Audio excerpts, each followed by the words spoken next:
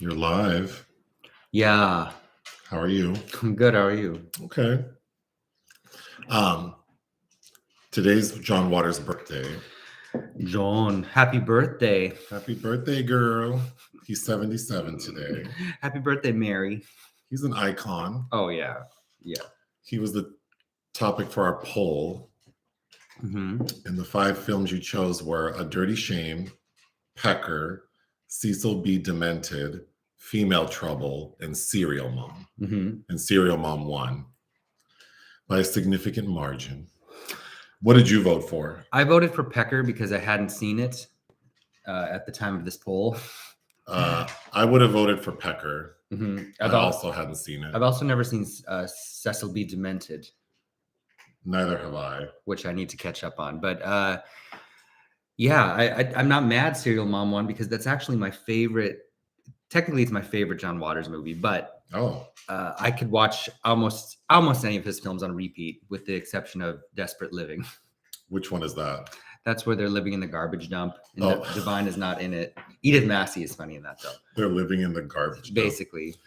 Okay, the story, she's the perfect all-American parent, a great cook and homemaker, a devoted recycler, and a woman who literally killed to keep her children happy.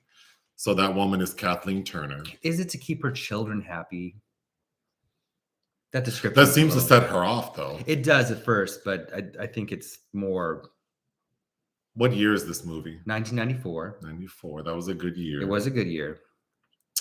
So Kathleen Turner is this housewife married to Sam Waterston, who's a dentist in town. And she has 2 children, Ricki Lake and Matthew Lillard. Mm-hmm. Chip and Misty. One day she cracks and goes on a killing spree. She kills 5 people before she gets arrested. She goes on trial. She decides to 6. She kills 5, but then she kills one of the jury people. So that's 6, right? I think she kills 6 before. You're right. She kills 6 before, gets arrested, goes on trial. She decides to represent herself. She gets off. She's found not guilty of any charges. And then she kills one of the jury people for wearing white shoes after Labor Day. Not just one, it's Patty Hearst. Oh, right. And then the end. Mm-hmm. This movie is I find it very funny. Oh, I'm straight up in love with this movie. I really could watch it. I do think it's very simple. Sure. I mean, the subversity of it is he's poking fun at very obvious things about. Yeah. But again, coming back to that conversation of becoming things you hate, like how ridiculous it is that she's murdering people for not wearing their seatbelt or not recycling or not rewinding a VHS tape, like how she not brushing their teeth, how she targets them is, the rigidity of it is what's kind of fun and ridiculous. The film starts by saying it's based on a true story, which I think is funny. Right, because it's clear it's most definitely not. The thing that sets her off, I think, first is there's a parent-teacher conference. Yeah.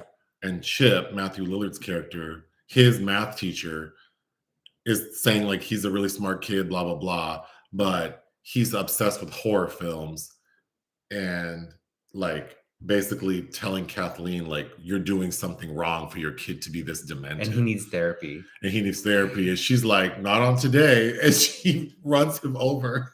But right before that scene, he's telling the black mom that, like, college just isn't for some people. Yeah, I was like, oh, so frustrating. And then it's in the news story says he was only 38.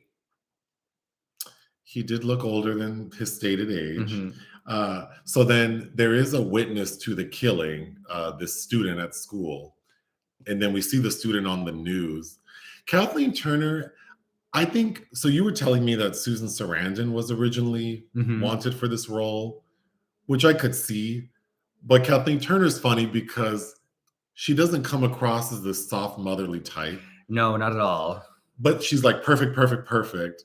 And I think the thing that she does that's the most funny to me is when someone does something she doesn't like, it's almost like, she's a psychopath.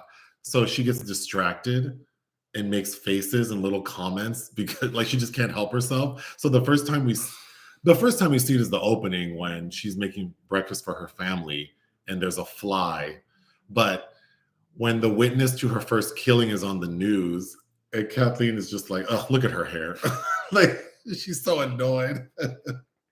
I love the part where Mink Stoll is on the stand and she's being questioned by Beverly Sutphin, and that look on Kathleen's face where she's like, we see Kathleen in bed sneak reading Helter Skelter. oh yeah. Mm-hmm. But she's pretending she's reading a book about birds, I think. Ooh-wee. Ooh-wee. The garbage men. What do you think the garbage men represent? Like just the faction, like that small percentage of society who are also demented like her?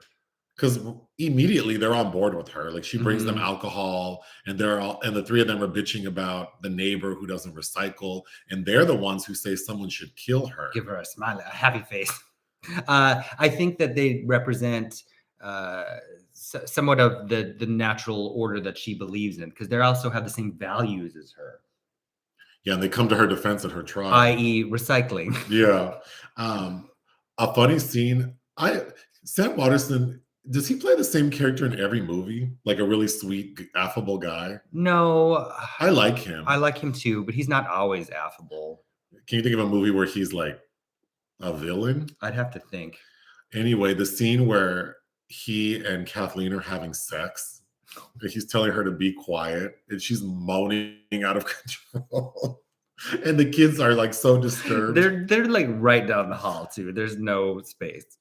So Mink Stoll as one of her neighbors, and then who's her other neighbor? Mary Jo Catlett. She is so funny. Rosemary Ackerman. Beverly. There's no room in my kitchen. My Franklin Mint Fabergé egg. I saw this. I was in 4th grade when I saw this, and it introduced me to so many things. Franklin Mint, Mink Stoll, Glory Holes, Tracy Lords. Well, they go to a swap meet to get her a new Fabergé egg because Kathleen Turner breaks the egg to blame it on Mink Stoll's character, who we can't say what she's saying because we can't use that kind of language. But Kathleen Turner's been crank calling. We can't say pussy willows? You can say pussy willows, I guess. Darling. But yeah, she's crank calling. Is it crank or prank? Crank. Crank calling. Remember Crank Yankers? Yes. I have a Crank Yankers CD. With Wanda Sykes. She's one of the characters. Yeah, like tormenting this poor lady. But in the process of tormenting her, she breaks the other lady's Fabergé egg. So they go to the swap meet. And it's at the swap meet that Kathleen kills another person. But yeah, we see that there's like a glory hole in the at this swap meet, like on Main Street, USA.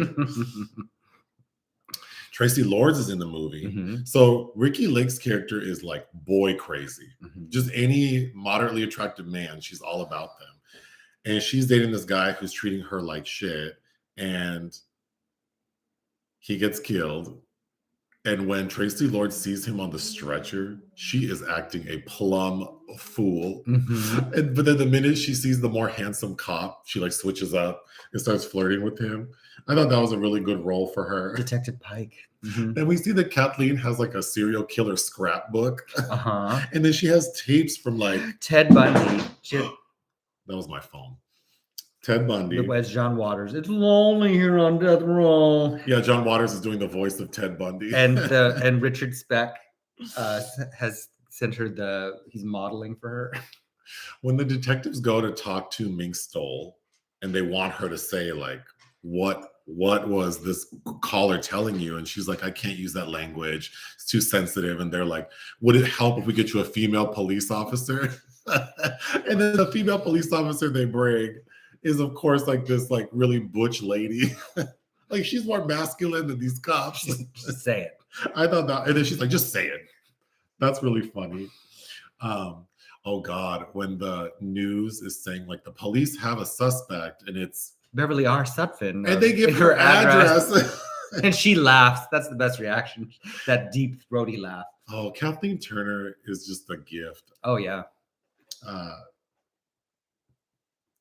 Who's the one who says, I just love Bill Cosby pictures? That's Mrs. Jensen. Oh, she goes to the video store. To rent. I've still never seen Ghost Dad. You know. This is after Kathleen Turner's character has been named as the serial mom. So she goes to, because Matthew Lillard's like the assistant manager for a video store, which you were telling me was John Waters' actual video Apparently, store. yeah. But yeah, she's being rude. to Matthew Lillard's character, and and then because he's like, you have to rewind these cassettes before you bring them back.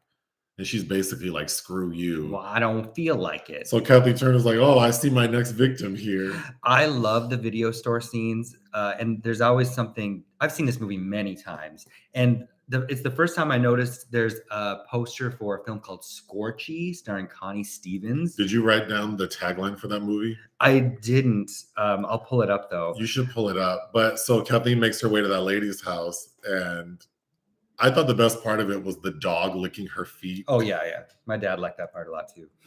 Get them all wet. Ugh. She's also singing Annie, which you said. Apparently, the rights holders of Annie charged John Waters $60K because of the nature of his films, which is ridiculous. What is the tagline for Scorchers? She's killed a man, been shot at, and made love twice already this evening, and the evening isn't over yet. Sounds like a good time gal. It sounds like something I need to see. Why don't I know about it? So the trial's, I think, really funny because Kathleen's representing herself and she's like switching up everything. The Mink Stole scene is the first where she like basically makes Mink Stole's character seem crazy. Mm-hmm. But we see that Ricki Lake's character, her daughter, is selling merch outside. Mm-hmm. She's serial mom. I thought that was interesting commentary on like any of these like highly publicized cases, how people become fanatical about it. Mm-hmm. Like, this is not entertainment. Like, this is real life. Well, and this was shot right before OJ. Oh, sure. Yeah. You know, so I think it really hit the nail on the head in a lot of ways. Also, the garbage men helping Kathleen, they go dig up the trash of one of the detectives who's on the stand testifying against her. Because he's saying, we found all these books about serial killers and murders in your trash. And she's like, that doesn't mean anything. Look what we found in your trash. And it was a magazine called Chicks with Dicks. I thought that was funny. Then Suzanne Summers, who I used to love on Three's Company. I think she's so fun. So did the judge in the film. Yeah, but she is supposed to be playing because Matthew Lillard has already secured like the TV and book rights for his mom's story. And Suzanne Summers is going to play Kathleen Turner in the movie.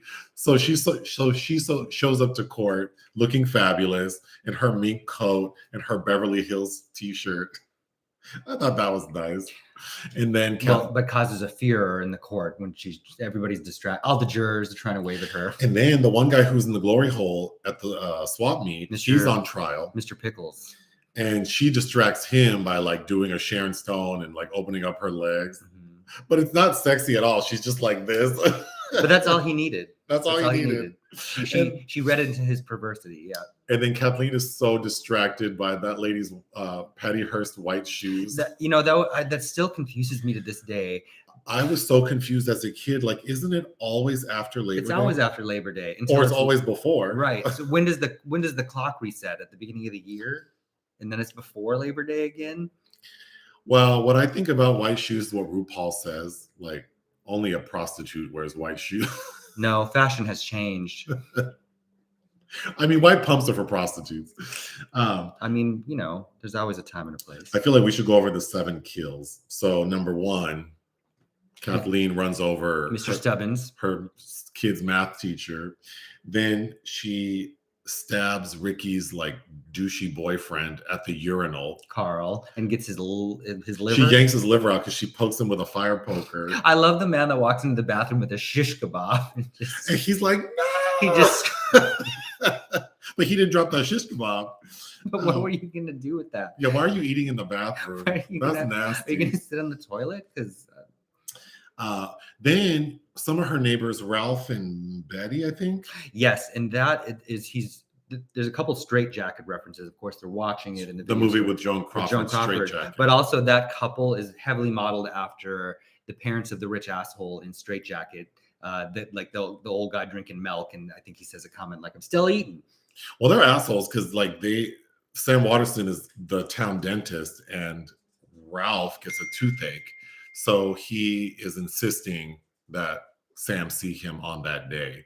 So they're already like not likable. But when Kathleen goes, it's kind of like diverted because the cops at this point are chasing her and they think she's going to go kill one of Matthew Lillard's friends. Scotty. But she actually ends up going to Betty and Ralph's house. And then when she sees how they're eating their chicken like animals, it's so disgusting. And that's when she decides to kill them. And she stabs Betty with a pair of scissors while she's trying to get sexy for her man, wearing her little nightgown. And then she, before the kids come home, she just like very subtly pulls out the lubrication in her diaphragm. Yeah, I thought that was funny. Like, oh, you're worried about getting pregnant? Okay. And then when she's like, I think we need to call the exterminator. Oh no, she's like, I think we have mice. She's like, we just called the exterminator. And then Ralph gets killed by Kathleen dropping like a window mounted AC unit on him. Mm-hmm. And then Mrs. Jensen, the lady who didn't rewind her VHS cassette, Kathleen beats her to death with like roast beef. A leg of lamb, yeah. Or a leg of lamb. I thought that was funny. Oh, did you notice the sandwich she was eating from that cut of meat had like green jelly on it? Is that like mint? That's like that mint jelly. Mm-hmm. I would try it. I had some potato chips on Thursday that were like cumin lamb flavored. They were so good. It makes me want to go have some nice lamb. Anyway. Well, I had some nice lamb. I ate at a great Turkish restaurant while I was in New York. Oh, well, there you go. But I always think of Scatman Crothers. You like a leg of lamb? You don't. You don't. Then Scotty, Matthew Lillard's friend, he's running from Kathleen and ends up at a nightclub during the day. Hammerjacks. It is packed. It's packed, and it looks like it's like Wednesday at noon. And as a kid, it's Sunday. It's church day. I always remembered as a kid being like, I can't wait to be an adult and go to things like that in the daytime.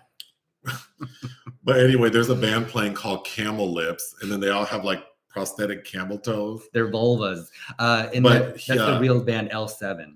Oh, sure. Who had a big song, Pretend We're Dead, in the early 90s. But Kathleen sets Scotty on fire. And then the final kill is Patty Hearst getting beat to death with a telephone, the payphone.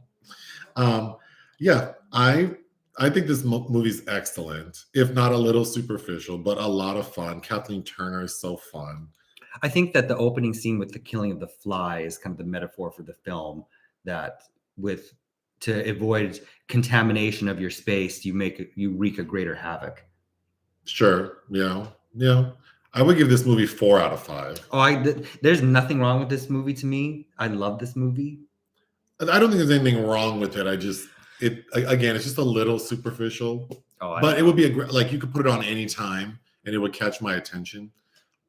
So that's a win for me. I don't know. To me, this is perfect. And it depresses me to no end that this was a flop at the box office. But I guess I shouldn't be surprised. What else do you want to say about this movie? Just Kathleen Turner, she'd had 3 movies in 93, none of which people talk about anymore. Although House of Cards with Tommy Lee Jones is strangely interesting. And I've never seen Undercover Blues with Dennis Quaid. And her. Oh, what year is that? 93. And Naked in New York was another one. So I think that, and apparently Michael Douglas tried to suggest she shouldn't do this movie. And I think other actors had been consulted for the role. There was I don't know if it's true, but Julie Andrews maybe. But I can see Julie Andrews doing it. Kathleen Turner was the only one that's like, oh, I love it. I don't need anything else. Like, I'll do it. Oh, like no modification. No, they didn't, because I think a lot of people had the problem with how dark the character is. Roger Ebert said she's not crazy funny. She's like, Roger Ebert thought she was hard to watch. I think she's hilarious. I think it is uncomfortable because it's kind of like, clearly this person has like serious mental health issues. So I think those moments where she kind of like gets distracted and her face changes, it's funny, but it's also disturbing. Mm-hmm. But I think that was the purpose. Yeah. Like to make a sort of uncomfortably funny film. So it works for me very well. Same. Yes. I'm reading the comments now. Okay. So white after Labor Day is confusing to me. I don't wear white anyway because I don't separate our laundry. So you sure don't. I don't. I've never separated laundry. I literally put everything in the washing machine. It comes out fine. White always makes you look bigger, and like in general, black is slimming, white is not. So well, I I just think white gets dirty and it looks dingy, and I don't want to have to like bleach things. Who had the bit of stand-up that said they don't trust people wearing white? Is it Maria Bamford? I don't Or remember. Patricia O'Neill? Somebody that we used to listen to a lot was that you think you're not going to get dirty? Yeah. Someone else is a fan of spoilers. Hope you have a great day as well. Oh, yes. What are other mainstream John Waters movies? Well, Hairspray, I think, was what kind of generated him out of this kind of indie ghetto that he was in, right? But I love all those films besides Desperate Living. And yeah, after this, he had Pecker and Cecil B. Demented and A Dirty Shame and Crybaby, of course, in 1990, which we just watched recently. It's someone's first live. Welcome. I'm glad someone had fun watching this again. Oh, it's someone's birthday weekend. Happy birthday. Happy birthday. Yeah, why aren't we crowdfunding fruitcake? So I interviewed Parker Posey, was that 2-3 weeks ago now? And I specifically asked her about what happened with fruitcake. What did she say? It's in the interview. Okay. She said that they couldn't get funding because she was too much of an indie star. But it was supposed to be her and Johnny Knoxville. Oh. Whatever happened to actor Justin Whalin? I had such a crush on him back then. I think he Who's was Justin Whalin? He's Scotty. Scotty. I think he retired. Yeah, he looked familiar to me. I must have recognized him from a TV show in the 90s. He's in Child's Play 3, which is before this. I'm forgetting what else. There are a couple other things he did, but I think he hasn't done anything since 2009 or something. Have you read a John Waters book? I read Liar Mouth, which he's making into a movie apparently now. Yeah, Female Trouble's great with the cha-cha heels. Kathleen Turner's voice is great. Yeah, you know, for Body Heat, which was her debut, that was offered to Sigourney, who thought which is a remake of Double Indemnity, but Body Heat's obviously much more sexual, and who she was dating at the time thought it was too risque. Yeah, the crank calls are really funny. Hello, NYC. Do we have an OnlyFans? No. No. I don't know what I would put on there. You know what you'd put on there. No, I'm saying that I would not I would not do that. Oh, no, but you know what Oh, no, I know what it is, but I wouldn't. I'm sure we could come up with content. I wouldn't contribute in that way to OnlyFans. Not at this point in my life. Oh, boy. I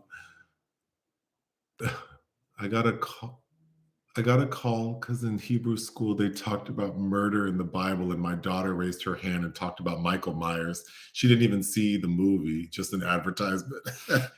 Well, I guess that's good that they're concerned, at least, like someone's paying attention. Hello, Chicago. Yeah, I was reading that not a lot of people really enjoy this movie. I love it. I love it. Oh, the Pacific Northwest. What did we just watch where I kept referencing that? Oh, The Tank. The Tank. I keep saying it, but they're in like Southern California, I think. Mm-hmm. But so it's not like that big of a trip. No. In my mind, I'm like, oh, they flew across country, but they're just driving up the coast. Crybaby, I did think that was fun. This movie has a lot of the same cast members, as a lot of them do.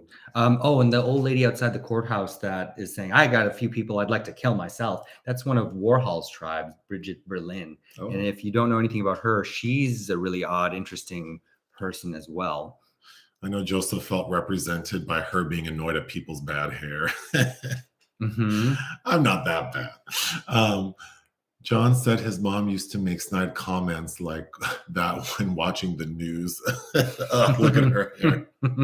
Yeah, you know what he does best? I know they're all set in Baltimore, but that kind of private snarkiness that a lot of people don't like to explore.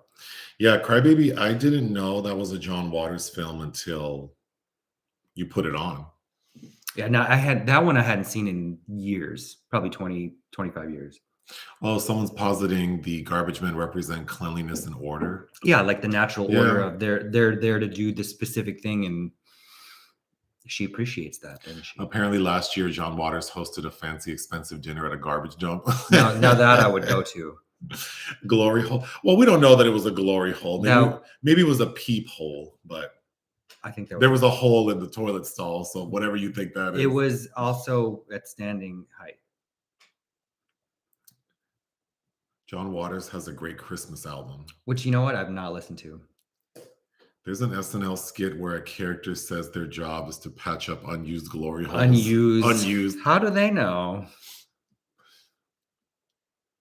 Yes. That's a plot in Always Sunny, that someone patches up glory. In the movie. Well, you know that's someone's job. Well, yeah, so like taking off graffiti. Freeway, yeah. Reese Witherspoon doesn't know her dad in that movie, and she has a photo she carries of Richard Speck. She thinks that's her dad. Oh, God. When she shows it to keep her son, he's like, oh. Hello, Ireland. Someone would love us to review The House of Yes.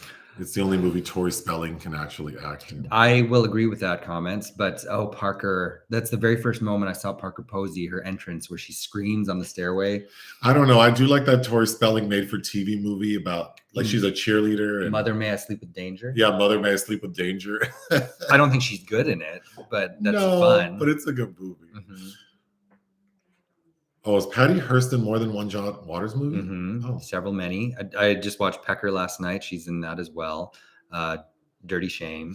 When the trial's over and Kathleen Turner says, "I'm coming home," her family looks mortified, and Ricki Lake says, "Just don't get her, just don't get on her nerves." I did think that was funny. But also how she says it, that deep, like, "I'm coming home." Nick, I want to thank you for shining a light over the brilliant but often underrated director Claude Sautet. Yeah. Sautet. Having said that, I hate the 1994 remake of The Things of Life called Intersection. Yeah, it's sad because The Things of Life, which is 71. Well, my favorite Sautet film is Max and the Junkman, which I got to do a recorded interview for at a Sautet retrospective during the pandemic, if you remember that. The torturous 8-minute sequence I had to film. Oh, yes. But yes, I haven't seen Intersection in years. Does that have Sharon Stone in it? It does. And God, Lolita Davidovich. It's boring. It's just the Americans don't know how to kind of translate a lot of that stuff. But Romy Schneider is in the original. And I could rewatch Intersection. I haven't seen that since probably 97. Thank you, Shell. I'm glad you could catch the live as well.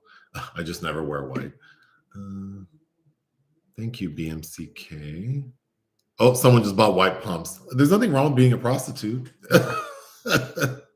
Nothing wrong with white pumps. Intersection is a Mark Rydell movie with Richard Gere, Sharon Stone, and that's what you said. I was trying to catch. I was sad to hear you were lukewarm on Suzume. Suzume. Mm-hmm. Yeah, I saw that in Berlin.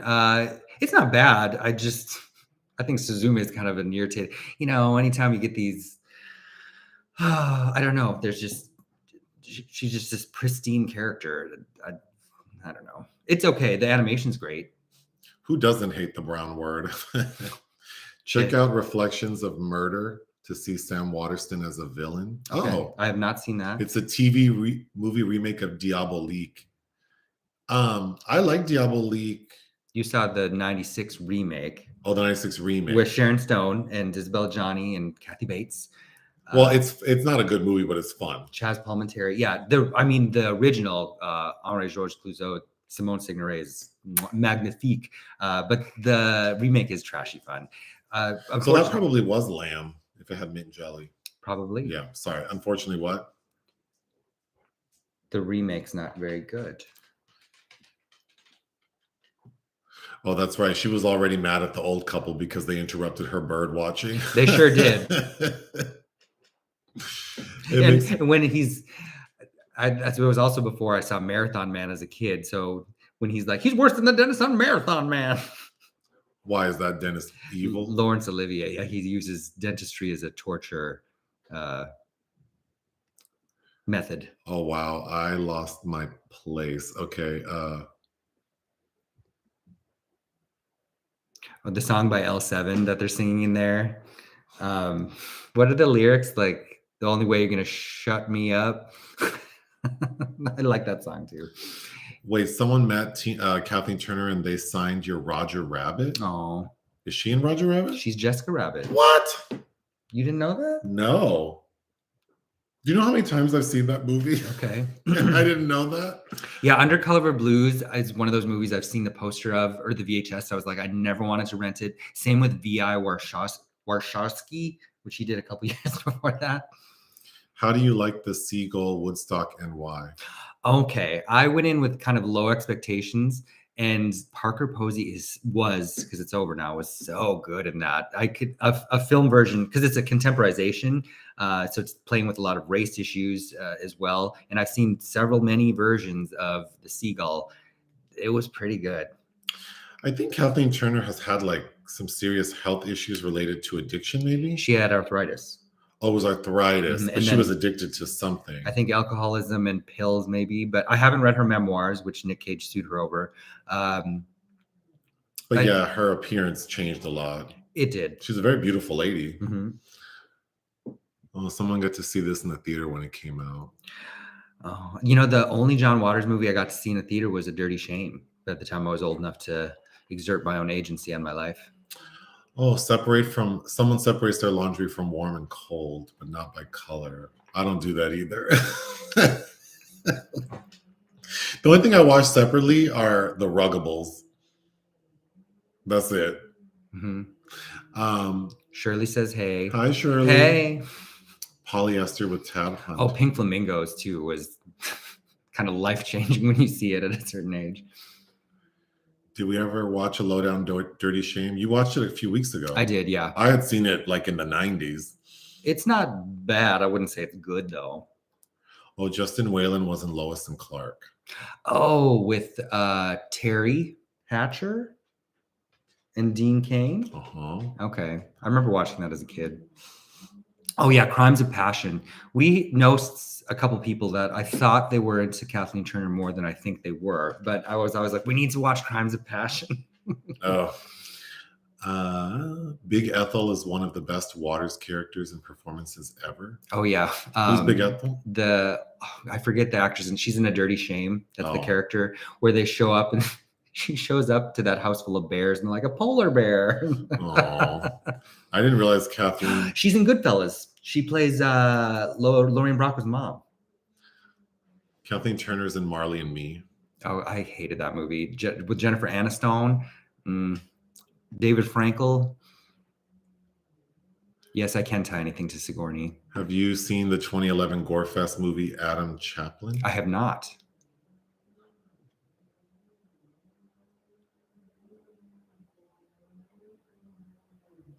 Susie Q. What? I have not seen Curly Sue. That reminded me, which you see the VHS of in Serial Mom. Well, to review The Village, we should probably do like a. When's Sigourney's birthday? October 8th. Oh.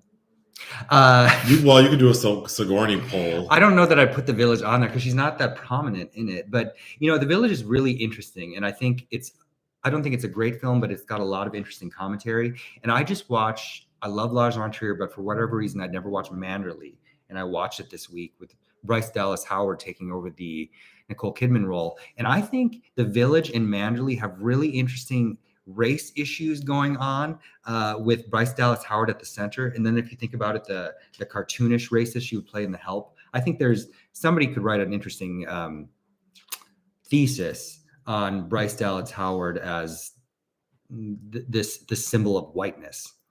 That it would be layered because she's also Ron Howard's kid, blah, blah, blah. Anyway. I saw The War of the Roses in the drive-in theater as a kid. And of course, I didn't know.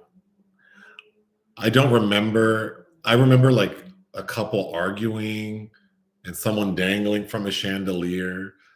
So I remember thinking it was crazy, but I would rewatch it. I remember being bothered by it because I think I was, as a kid, was familiar with Romancing the Stone and Jewel of the Nile. So I was just assuming, same cast, that it would be like that. It's not. Hi, Brooklyn. Yeah, I think it'd be fun if you got to interview John Waters. Oh yeah, but I would just want to talk. That's kind of what I did with Parker Posey. He was just talking. But someone got to see John Waters live for his annual Christmas show in Portland. What does he do? Yeah, I don't know. Like tell stories? I mean, that would be fun. Yeah, well, anything with him is He was kind of the highlight of the Little Richard documentary too. Someone says, off topic, I played Throb for my husband. The beginning when she says, come for me. My husband said, what did she say? Comfort me? Throb is a really good song. That is a good song.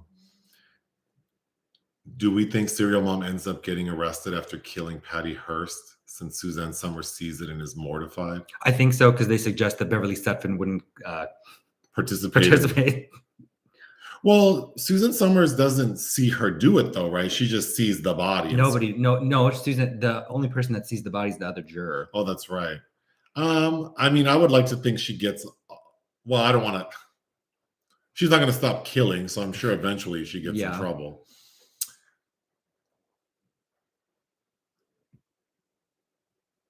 Yeah, we probably should listen to the commentary. It's so hard though, because then it's like you have to rewatch the entire movie.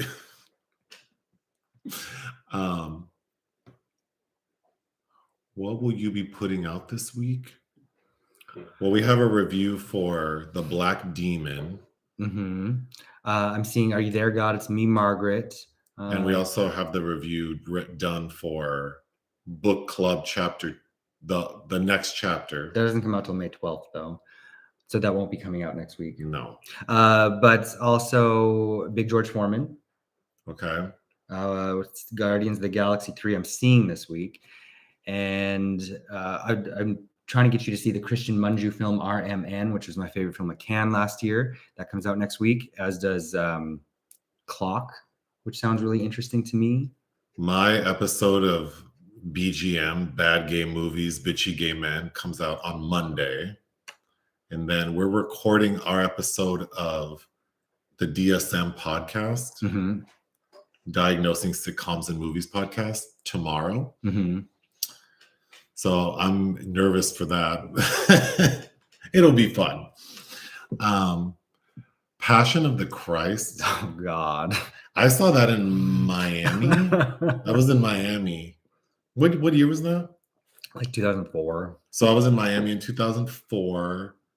And the friend I was with, actually, I don't know what he was doing that I ended up just like, well, I got time to kill. And it was like the first show of the day. Let's watch The Passion of the Christ. But by myself. Oh, no. Well, it's a horror movie. Yeah, I don't know what was happening, but yeah, he was up to something. We were sharing a suite. I wonder if he had invited someone over and was like, could I disappear for a couple hours? That's probably what was happening. Please go flagellate yourself. Yeah. So I'm like, well, I guess I'll see The Passion of the Christ. And then I'm sitting there like, what is that? I don't know what I'm so dumb. Like, I don't know what I thought I was going to see.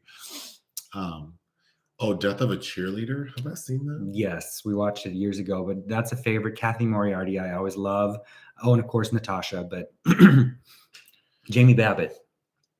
Do we watch a certain type of movie only? I mean, no. No. If you look at all the movies we review, it's a very broad range of movies. I will always usually say yes to a horror film. I mean, you refuse to watch some things. Like you refuse to see Book Club, The Next Chapter, and Ghosted. Like if I just know it's going to be corny or like really dry dramas or historical dramas, no. I would really have to be interested in the subject matter, but yeah. And then comedy, I'm very iffy on because most comedies are not funny, and that's worse to me than I should have just watched the drama then. Trick is good. I haven't seen that in a long time. I don't remember that, but I do like with Nev Campbell's brother, Coco Peru. Oh yes, I went to go see her in Palm Springs. 3 weeks ago? I love Lolita, the book. Oh, I lost my place. The Kubrick version, though, Shelley Winters is so damn good. When she's sobbing for James Mason inside the bathroom. Oh my God. Someone's mom also agrees about white shoes. The new French language big screen adaptation of The Three Musketeers starring nearly every big French star looks neat. Yes, I've been wanting to rewatch the 70s version with Raquel Welch and Faye Dunaway. Okay. To be clear, I think if I saw a lady wearing wet pumps, I think she'd be a fun, like a good time gal. We would likely be friends. Yeah, I'd more likely be friends with a prostitute than not. So I'm not casting aspersions on white shoes. There's Catherine Deneuve did a version. I guess it's not French language that I've never seen. Has he never done a Christmas film, John Waters? Fruitcake, I think, was supposed to be a Christmas related film. Yeah, 98 was a pretty good year for Christina Ricci. Going back to Sigourney, we're off of a great year for her in 97 with The Ice Storm. But yeah, she had Buffalo 66, Pecker, Opposite of Sex, which is also a really great film. Apparently there's no theater in Puerto Rico screening Beau is Afraid. Oh, that's too bad. Yeah.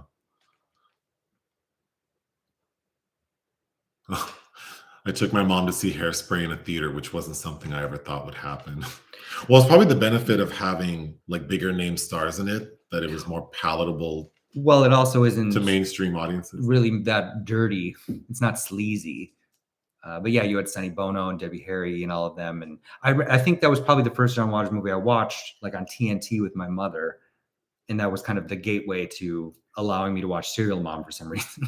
Ivan Sergey, the guy from Opposite of Sex, is also the bad guy in Mother May I Sleep with Danger. Okay. Oh, the handsome boyfriend? That's him?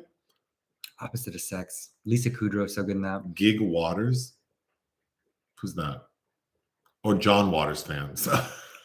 It was like Gig Young? Well, first like Gigi Good, what? Gig Young, they shoot horses, don't they?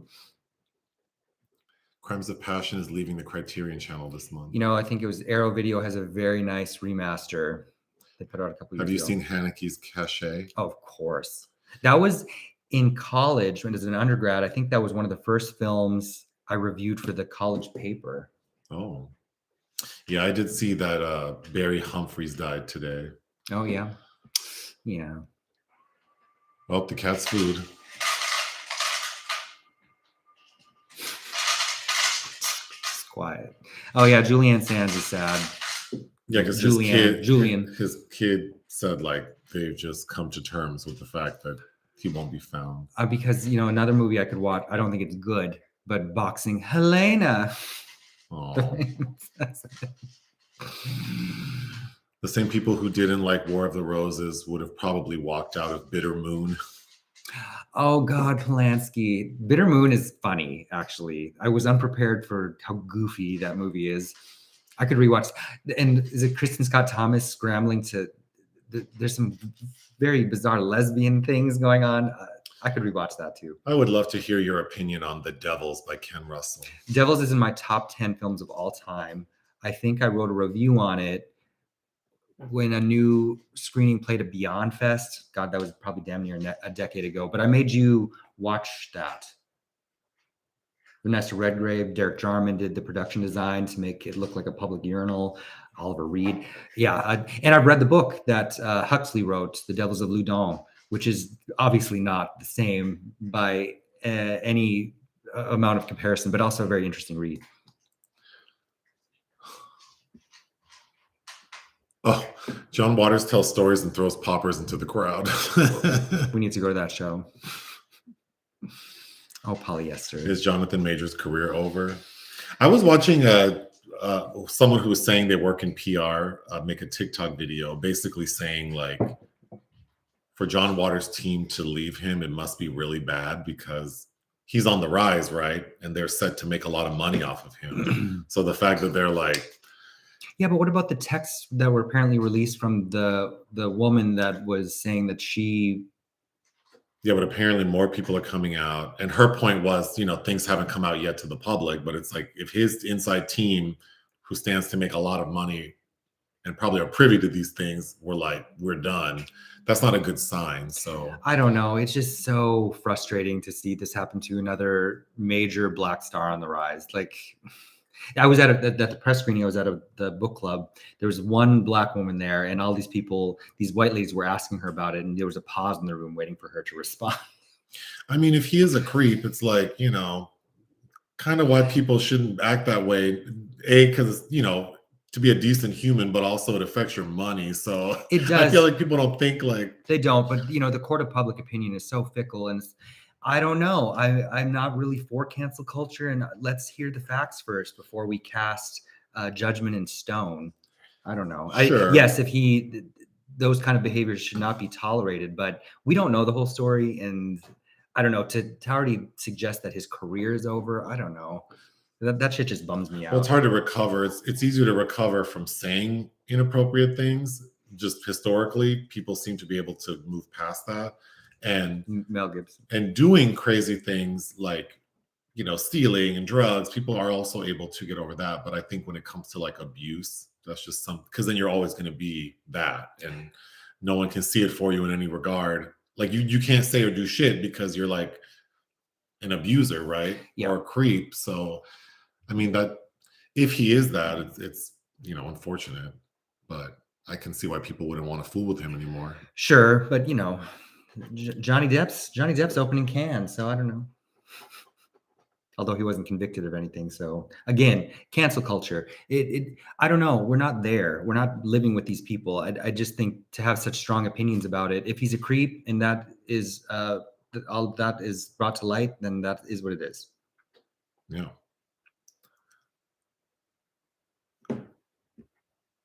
Oh, did the tech stuff make everything worse? I haven't really read. I'll wait to read the final verdict. Yeah. Well, yeah. I mean, Chris Brown, but also his image. I mean, that's the other thing too. Like, it depends what you do, right? Because, like, when you make sexually suggestive music and like Chris Brown's persona is not one of like purity and like, I don't think anyone expects him to take a moral high ground. I don't know. I mean, it's complicated. It is. Because like we don't know these people, but then it's like, yeah, if someone does do something that you don't like or that you're not aligned with, it does make it hard to want to consume them, right? Like if you really just don't like someone, then you don't want to see them on your screen or on your phone, or you're not going to pay to go drive somewhere. And, I mean, that's just how it goes.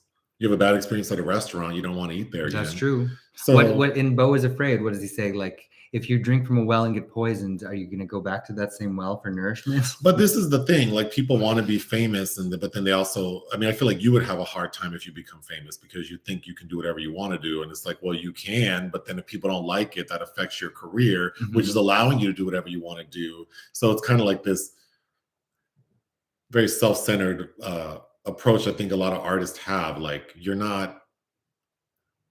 also selling something, like you're marketing something. And I think people don't understand that. Like you have to be, I like what Dolly Parton says. She says, I don't talk about people because I've learned like it's not my place. And I know other celebrities don't agree with that. Like it's my place to disrupt the system. Like then be an activist then. Take all the money and the attention you have and be an activist. And that's great.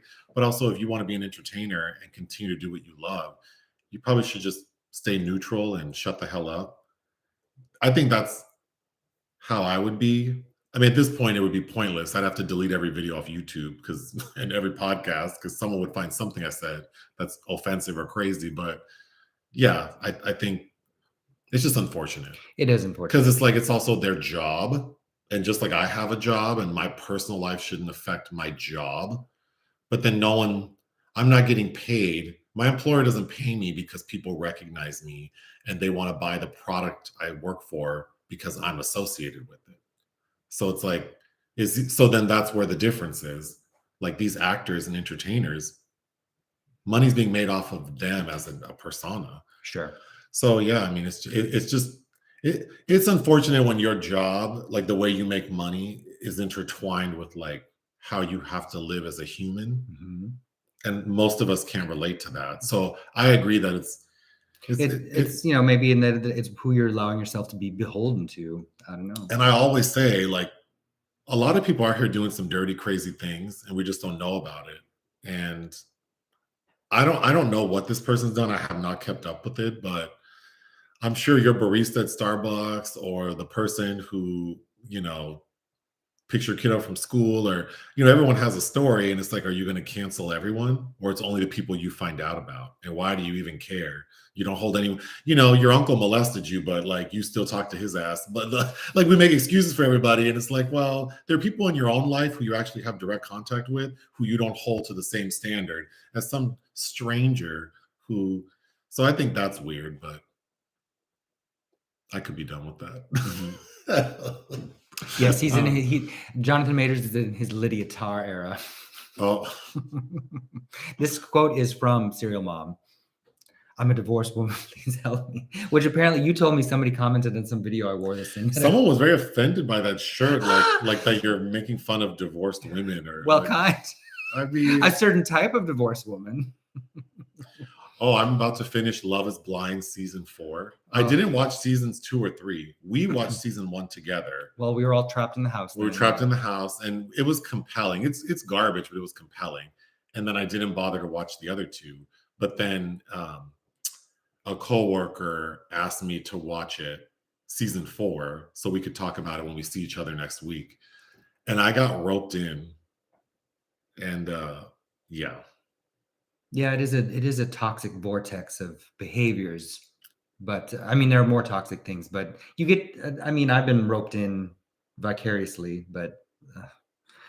It is fascinating to watch people, even though it seems very fake and produced, and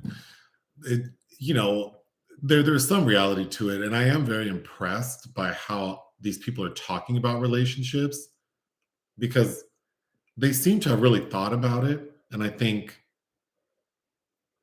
yeah, as someone who, I don't, like, when I was 29, I would not have been able to articulate what these people are articulating now. And as a 44-year-old who's been married for 15 years, I would say very different things than what these people are saying. But yeah, I'm very impressed by how thoughtful they are, which is ironic because what you're doing is counter to your what I'm perceiving as your common sense.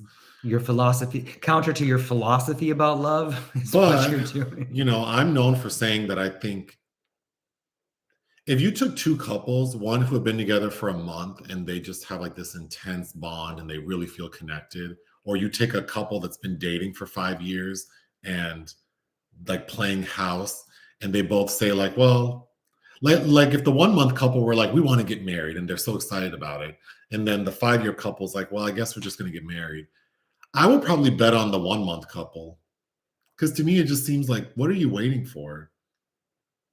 I don't know. Well, there's always divorce.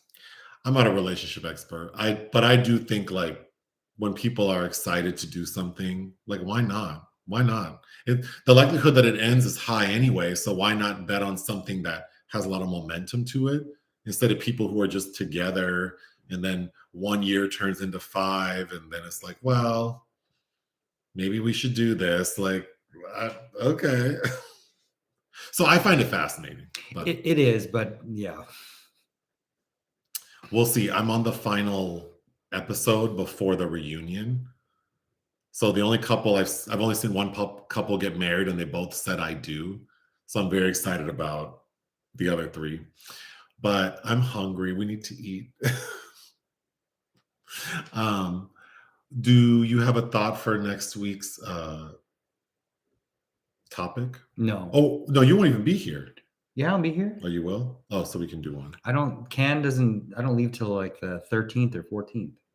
Oh, I thought you were gone like the end of April. No, so then yeah, we can do one. There's lawsuits. I'm gonna get all the Love is Blind details this coming week.